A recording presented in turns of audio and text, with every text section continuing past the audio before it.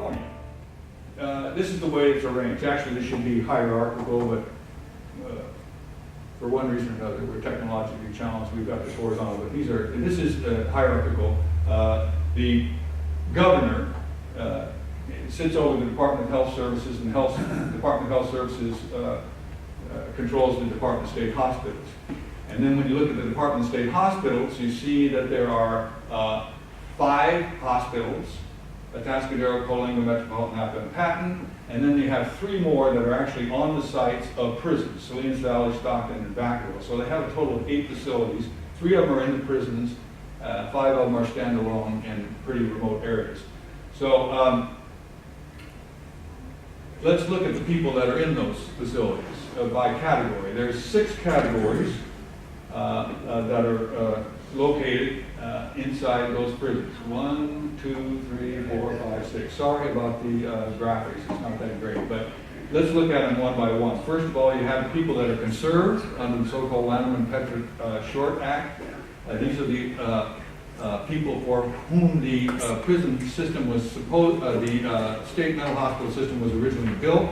They were conservatees. These are people that couldn't get along with their family. They had some problems in the community. They didn't commit any crime, but they were put away because under a legal process, they were not able to take care of themselves. And we see that these people are in these 4 hospitals.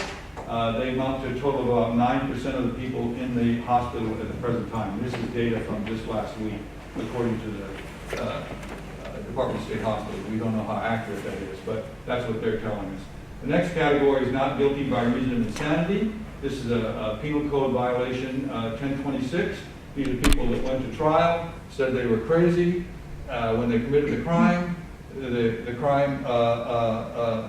The court said, okay, we agree, and they're sentenced to a state mental hospital for treatment.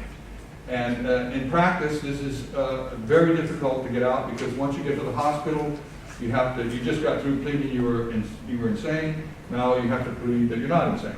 And so you have to convince the doctors that something that you just convinced the court of the reverse of. So it puts you in a very difficult situation. And these folks typically spend a long time in the hospital. Some of them never get out. But we can see that they're in Atascadero, Metropolitan, Napa, and Patton in these numbers, and they amount to about 20% of the people in the total system.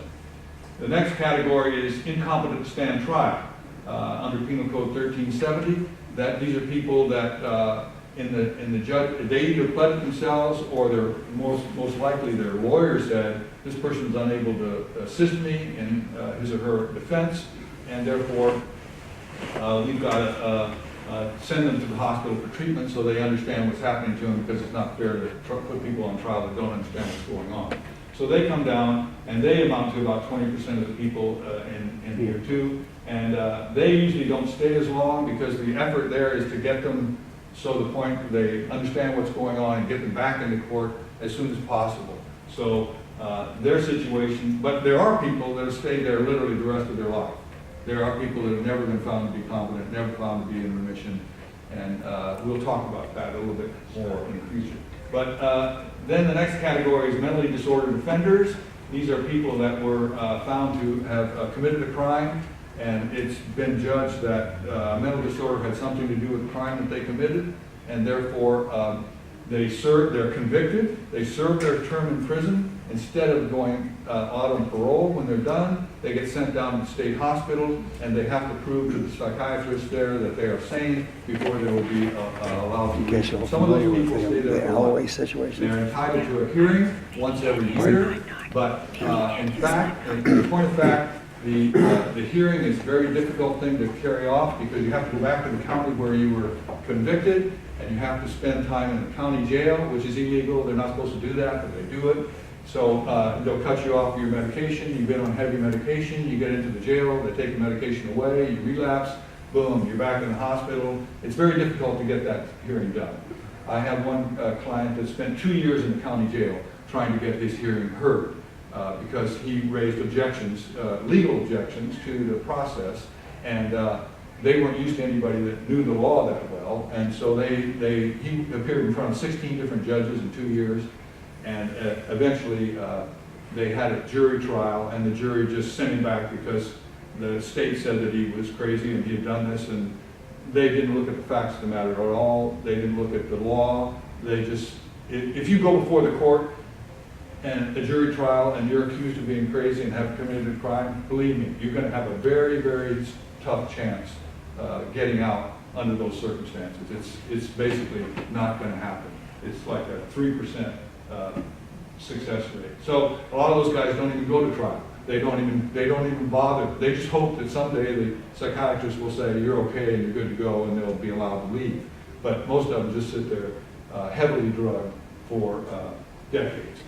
So they make up about 18% of the population according to the DHS right now.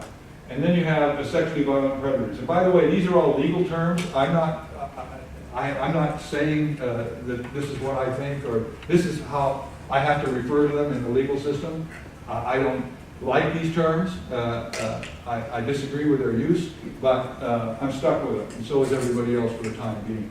So these people were, it's a civil commitment under Welfare and Institution Code 6600 and what follows. They are all in Coalinga State Prison, a state hospital that was built specifically for them. It opened in 2007. There's a few of them over here in the prison facilities because if it becomes known or they can get into situations in prison where they're going to be attacked by the inmates. So they might put them in the hospital, in this case at Coalinga for treatment. But most of them are over here in the prison facilities in Salinas, Stockton, and Vacaville. And they amount to about 20% of the people in the system. So that's a quick overview of who's in the system, why they're in the system, and the situation that they face.